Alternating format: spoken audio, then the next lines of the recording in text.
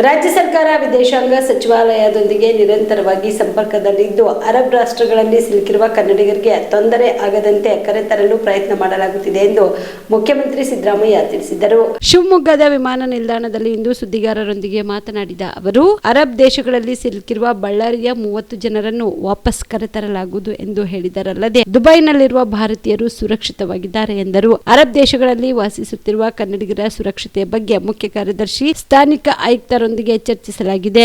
Dubai ವಿಮಾನ ನಿಲ್ದಾಣ ಬಂದ್ ಮಾಡಲಾಗಿದ್ದು ಅದನ್ನು ತೆರೆದ ಮೇಲೆ ಅವರನ್ನು ಭಾರತಕ್ಕೆ ಸುರಕ್ಷಿತವಾಗಿ ಕರೆತರಲು ವ್ಯವಸ್ಥೆ ಮಾಡಲಾಗುವುದು. ವಿಧಾನ ಪರಿಷತ್ ಸದಸ್ಯ ಭೋಜೇಗೌಡರು ದುಬೈನಲ್ಲಿ ಇದ್ದು ಅವರೊಂದಿಗೆ ದೂರವಾಣಿ ಮೂಲಕ ಮಾತನಾಡಿದ್ದೇನೆ. ಹೋಟೆಲ್ನಲ್ಲಿ ಸುರಕ್ಷಿತವಾಗಿರುವುದಾಗಿ ಹೇಳಿದ್ದಾರೆ ಎಂದರು.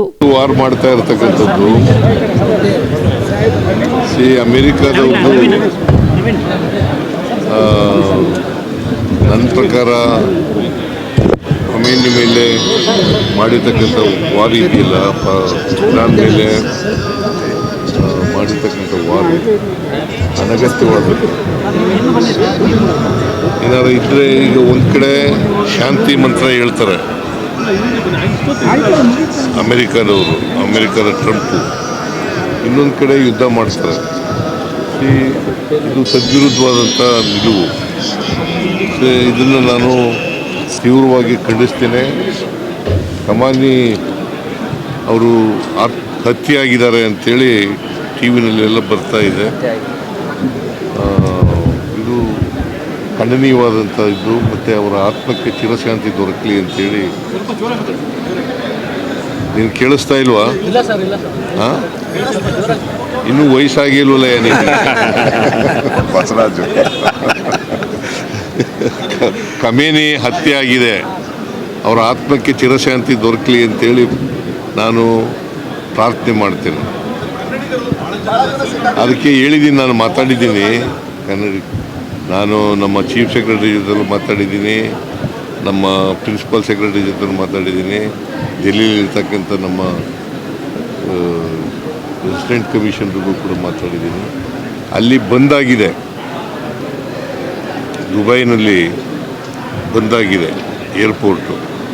ಅದು ತೆರವು ಮಾಡಿದ ತಕ್ಷಣ ಅದನ್ನ ಅವ್ರನ್ನ ಕರ್ಕೊಬರೋಕ್ಕೆ, ಸೇಫಾಗಿ ಕರ್ಕೊಬರಲಿಕ್ಕೆ ಪ್ರಯತ್ನ ಮಾಡ್ತೀವಿ. ಹಾಂ, ಹೌದೌದು. ಭೋಜೇಗೌಡರು ಕೂಡ ಅಲ್ಲೇ ಇದ್ದರು, ಅವ್ರ ಜೊತೆ ಮಾತಾಡಿದೆ ನಾನು. ಭೋಜೇಗೌಡರ ಜೊತೆ ಮಾತಾಡಿದೆ, ಆರಾಮಾಗಿದ್ದಾರಂತೆ, ಹೋಟೆಲ್ನಲ್ಲಿದ್ದಾರಂತೆ. ಅದರಿಂದ ಇದಾದ ಮೇಲೆ ನಾವು ಇವ್ರ ಜೊತೆಲೂ ಟಚ್ನಲ್ಲಿದ್ದೀವಿ. ವಿದೇಶಾಂಗ ಸಚಿವಾಲಯ ಜೊತೆ ಟಚ್ನಲ್ಲಿದ್ದೀವಿ. ಸೊ ಅದರಿಂದ ನಾವು ಯಾರಿಗೂ ತೊಂದರೆ ಆಗದ ರೀತಿಯಲ್ಲಿ ಸುರಕ್ಷಿತವಾಗಿ ಕರ್ಕೊಂಬರ್ತಕ್ಕಂಥ ಪ್ರಯತ್ನವನ್ನು ಮಾಡ್ತಾಯಿದ್ದೀವಿ. ಎಲ್ಲರೂ ಕನ್ನಡಿಗರು, ಬಳ್ಳಾರಿಯವರು 35 ಜನನ ಎಷ್ಟು ಜನ ಇದ್ದಾರೆ. ಹಾಂ, ಅದೇ 52 ಅಂದರೆ ಬೇರೆ ರಾಜ್ಯದವರು ಇದ್ದಾರೆ. ಸೊ ಅವ್ರನ್ನೆಲ್ಲ ವಾಪಸ್ ಕರ್ಕೊಬರಲಿಕ್ಕೆ ಪ್ರಯತ್ನ ಮಾಡ್ತೀವಿ. ನಾವು been in touch with the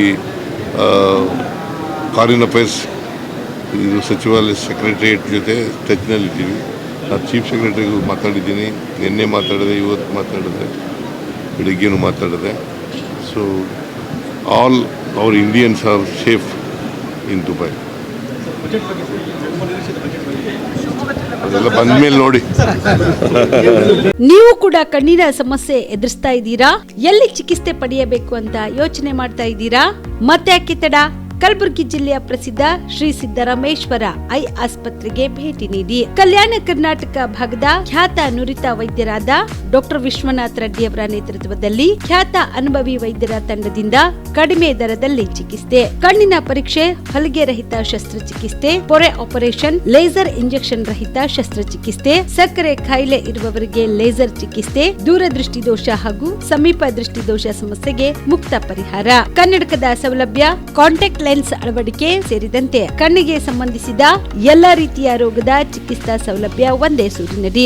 ಗ್ರಾಮೀಣ ಭಾಗದ ವಯಸ್ಕರಿಗೆ, ಬಡ ಜನರಿಗೆ ನೆರವು ಆಗಲು ಶ್ರೀ ಸಿದ್ದರಾಮೇಶ್ವರ ಐ ಆಸ್ಪತ್ರೆಯ ಶಾಖೆಗಳು ಕಲಬುರಗಿ, ಸೇಡಂ, ಕಮಲಾಪುರ್, ಸುಲೇಪೇಟದಲ್ಲಿ ಕೂಡ ಲಭ್ಯವಾಗಿದೆ. ಹೆಚ್ಚಿನ ಮಾಹಿತಿಗಾಗಿ ಸಂಪರ್ಕಿಸಿ ಶ್ರೀ ಸಿದ್ದರಾಮೇಶ್ವರ ಐ ಆಸ್ಪತ್ರೆ, ಸೆಂಟ್ರಲ್ ಬಸ್ ಸ್ಟ್ಯಾಂಡ್ ಮುಂಭಾಗ, ಶಾಂತಿನಗರ, ಕಲಬುರಗಿ. ಫೋನ್ ನಂಬರ್ 7209626262ಗೆ ಸಂಪರ್ಕಿಸಿ.